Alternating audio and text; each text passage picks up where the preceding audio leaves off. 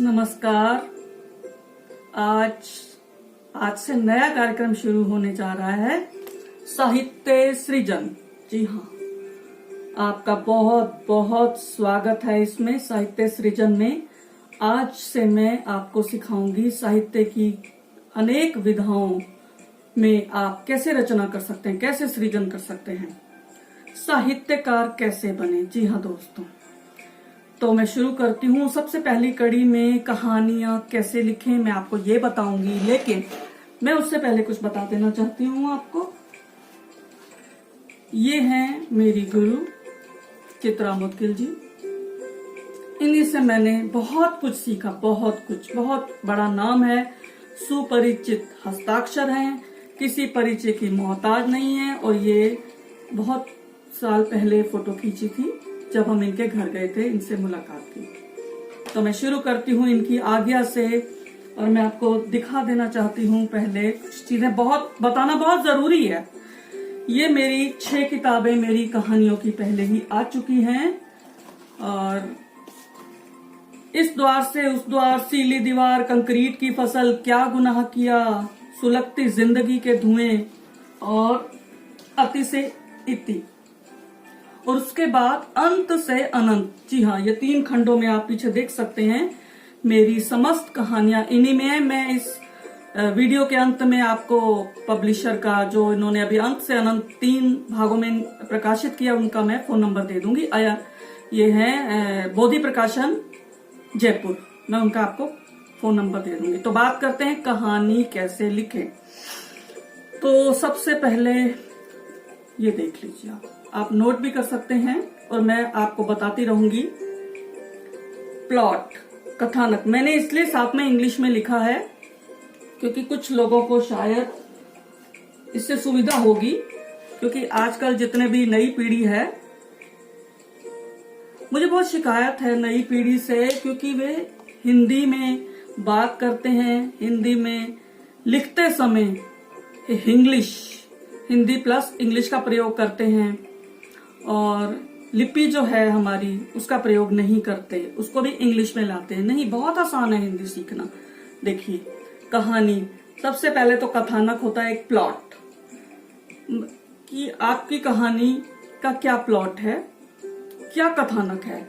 फिर पात्र, कैरेक्टर्स क्या क्या रखेंगे आप, कथोपकथन यानी संवाद, क्या डायलॉग्स होंगे, देश काल और वातावरण, जी हाँ, प्लेस, टाइम एंड एनवायरनमेंट, क्या माहौल होगा उस कहानी का, क्या समय था, कौन सा वर्ष था। ये सब बातें कहानियों में जरूर लिखी जाती हैं। इससे थोड़ा सा पता चल जाता है कि कहानी कौन से समय की है।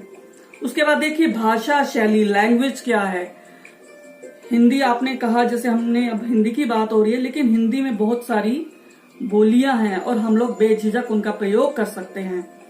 हरियाणवी हो गई, ब्रज भाषा हो गई, पंजाबी, और ये सब बंगाली, मतलब कुछ शब्द जो हैं हिंदी में हम खुलेआम प्रयोग कर सकते हैं, और अंग्रेजी के भी हम शब्द ले सकते हैं। खड़ी बोली उसे बोलते हैं, बिना अंग्रेजी वाली। हम दूसरी जो भाषा, हिंदी में बहुत सारी बोलियों को मिक्स कर देते हैं, और हर एक की अपनी एक शैली होती है। हर लेखक, उसकी, हर जो लिखता है कहानीकार, उसकी अपनी एक शैली होती है, स्टाइल। और सबसे महत्वपूर्ण देखिए आप, उद्देश्य। जी हाँ, आप कहानी क्यों लिखना चाहते हैं, क्या मंतव्य है, इससे समाज को क्या शिक्षा मिलेगी। सबसे बड़ी बात है, बदलाव क्या आएगा कहानी से। और इसमें मैं आपको बहुत सी कुछ बारीक बातें बताना चाहती हूँ, जो सब लोग नहीं बताएंगे, क्योंकि मैं खुद एक साहित्यकार हूँ। तो आप नोट कर लीजिए। सबसे पहले कागज, कलम और किताब, इस सफर में इन तीनों का महत्व जानिए।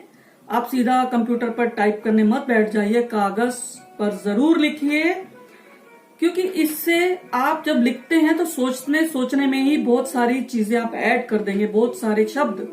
जी हाँ, और उसके बाद शुद्ध जरूर लिखिए। जो अशुद्ध है, कई बार जल्दबाजी में बहुत हम लोग गलत लिख देते हैं, तो उनको शुद्ध करके लिख दीजिए। और वाक्य विन्यास का खास ध्यान रखिए।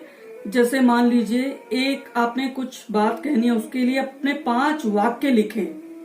आप अपने अनुभव से उस 5 वाक्यों को कोमा आदि का प्रयोग करके या विशेषणों आदि से एक वाक्य में सिमटा सकते हैं। इसे ही सुगठन कहा जाता है। कहानी इसी से आगे बढ़ती है, इसी से रोचकता पैदा होती है, सौंदर्य बढ़ता है, सौष्ठव अच्छा होता है। और उसके बाद जब टाइप हो जाए पूरी तरह आप देख परख लें और प्रमाण पत्र साथ जरूर लिखें कि आपकी स्वरचित है, और उसके बाद आप भेज दें प्रकाशन हेतु। और विशेष तौर पर काट छांट अवश्य करें। शीर्षक जो है प्रतीकात्मक रखें, आजकल यही चलन में है। ऐसा ना हो कि शीर्षक देखकर ही समझ में आ जाए कि अच्छा सब इसके बारे में होगा, ऐसा नहीं।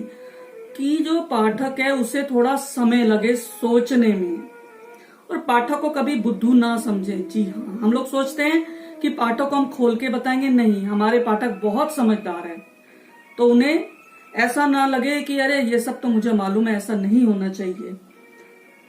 इसका अर्थ है कि गहराई होनी चाहिए आपके लेखन में, आपकी कहानियों में, और सबसे जरूरी कि लेखक अनुपस्थित होना चाहिए। जी हाँ, आपका बीच बीच में कूद पड़ना ठीक नहीं है, इससे तारतम्य बिगड़ता है। और नया ढंग होना चाहिए, मतलब ऐसा लगे कि अरे ये कहानी जैसा किसी ने सुनी कभी ना हो। और इसमें सीख, जी हम बात करते हैं सीख की, तो सीख छुपी हुई हो ज्यादा अच्छा है। इससे क्या होता है, इससे देखिए समस्याएं वही हैं, सामाजिक पौराणिक सब कुछ वही है। कहने का अंदाज नया होना चाहिए, प्रस्तुतिकरण नया होना चाहिए, और समसामयिक तो होना ही चाहिए। तो कहानियों में ये सारी बातों का ध्यान रखें। मैं कुछ ऐसी चीजें बताऊंगी जो आप लोगों के लिए जानना बहुत जरूरी है। सबसे पहले साहित्यकार और लेखक में अंतर जाने। साहित्य सृजन करता है, लेखक तो कोई भी हो सकता है, लेखक कुछ भी लिख सकता है, लेकिन साहित्यकार जो होता है वह विधाओं को, जो साहित्य की विधाएं होती हैं, गद्य या पद्य, इन्हीं के बारे में लिखता है। खास करके सजाता है, अपने सौंदर्य बढ़ाता है, अपनी रचना को प्रस्तुत करता है सुंदर ढंग से, वो होता है साहित्यकार। तो आप साहित्यकार बनिए। लेखक साहित्यकार हो सकता है, लेकिन साहित्यकार लेखक होता ही है, मगर संपूर्ण कौन है? साहित्यकार। तो मैंने आपको 6 तत्व बता दिए इनके। मुंशी प्रेमचंद जी के बारे में कौन नहीं जानता। अज्ञेय, यशपाल, जैनेन्द्र, ये सब बहुत बड़े बड़े कहानीकार हुए हैं। और पुराने समय में उपनिषद, जातक कथाएं, ये सब कहानियां लिखी गई हैं, लेकिन आजकल स्वरूप बहुत बदल गया है। सबसे पहले इंशाअल्लाह रचित रानी केतकी की कहानी जो 1803 में लिखी थी, इसको सब लोग पहली कहानी मानते हैं। और एक माधवराव सप्रे की है, एक टोकरी भर मिट्टी, इसे कुछ लोग लघु कथा मानते हैं, कुछ लोग कहानी मानते हैं। 1901 में रची थी। आजकल नई कहानी लिखी जा रही है, और इसका नामकरण किया था दुष्यंत कुमार जी ने। ये आपके लिए जानना बहुत जरूरी है। वर्णनात्मक होती हैं कुछ कहानियां, कुछ विवरणात्मक होती हैं। विवरण मीन्स अतीत में जो हुआ उसका विवरण, और वर्णन मीन्स जो हम एक्सप्लेन करते हैं, जो हम बताते हैं, कि वर्णन करते हैं, चर्चा करते हैं, लिखते हैं। और इसकी विशेषता मैं बता देती हूँ, कहानियां संक्षिप्त होनी चाहिए, 5-6 पन्नों में सिमट जानी चाहिए, बहुत ज्यादा लंबी भी ना हो, क्योंकि पाठक बोर होने लगते हैं। भाषा और शिल्प में नयापन होना चाहिए, बिंबात्मक भाषा, बिंब, जी हाँ, ऐसा लिखना चाहिए कि पाठक को लगे अरे ये तो उसके सामने घट रहा है, ये तो उसके बारे में कहा जा रहा है, ये तो उसके पड़ोस में घटित था। जोड़ना बहुत जरूरी है। परकाया प्रवेश, लिखते समय आपको परकाया प्रवेश करना पड़ता है, ये बहुत जरूरी है। आप जिसके बारे में लिख रहे हैं उसकी तरफ से सोच के लिखिए। जी हाँ। और कहानी जो थी विदेशी कहानी से प्रभावित थी, यहाँ हमारे यहाँ भी कम है, इसका चलन थोड़ा सा बड़ा है, लेकिन ज्यादा पसंद नहीं किया जा रहा। मनोवैज्ञानिक स्तर की कहानियां पसंद की जा रही हैं, प्रयोगात्मक कहानियां पसंद की जा रही हैं। विद्रोही कहानियां भी आजकल आ रही हैं, लेकिन उन्हें कम लिखना चाहिए, क्योंकि इससे अलगाव का खतरा रहता है। एक संचेतन कहानी थी, डॉक्टर महीप सिंह ने इसकी जो है प्रादुर्भाव किया। ये कहानी हताशा कुंठा को अस्वीकार करती आशावादी कहानियां हैं, इनकी बहुत जरूरत है आज समाज में। तो मैंने आपको पहले ही बता दिया कि जब भी आप कहानी लिखें उसको पन्ने पर उतार लें, उसके बाद 3-4 बार अवश्य पढ़ें, अंतराल में पढ़ें, तुरंत नहीं, 2-3 दिन के बाद, 1 हफ्ते बाद। और सबसे जरूरी चीज, जितना ज्यादा पढ़ेंगे उतना ही अच्छा लिख पाएंगे। कुछ लोगों को बहुत जल्दी होती है लेखक बनने की, साहित्यकार बनने की। उन्होंने बिल्कुल पढ़ा नहीं होता पुराने लेखकों, स्थापित लेखकों को। आप खोल के तो देखिए, आप पढ़िए, खजाना है, पुस्तकालयों में जाइए, नहीं तो मंगाइए पुस्तकें। किताबों को खोलना बहुत जरूरी है। और मैंने बहुत कुछ बता दिया आपको। और सबसे जरूरी कि कहानी ऐसी होनी चाहिए जो सच्ची लगे। तो दोस्तों, मुझे लगता है मैंने आपको बहुत कुछ बता दिया है कि आप कहानीकार कैसे बने। और अगली कड़ियों में मैं बात करूंगी उपन्यास कैसे लिखें, कविताएं कैसे लिखें। तो आपके कमेंट्स मेरे लिए जो बहुत जरूरी है। मैं आने वाली कड़ियों में शुद्ध हिंदी बोले कैसे, उच्चारण कैसे करें, शुद्ध हिंदी लिखें कैसे, लोग गलत लिखते हैं कहानियों में। समानांतर कोश आप पढ़िए, शब्दकोश पढ़िए, उससे आपके ज्ञान भंडार में वृद्धि होगी, तभी तो आप अच्छा लिख पाएंगे। कोई समस्या आती तो आप अपनी कहानी मेरे ईमेल पर मुझे भेज सकते हैं। मैं अभी आपको अपना ईमेल बताती हूँ। मेरी कहानियों की किताब कहाँ से मिलेगी आपको? बोधि प्रकाशन से। मैं उनका भी नंबर देती हूँ। धन्यवाद। आपके कमेंट्स, शेयर मेरे लिए बहुत जरूरी।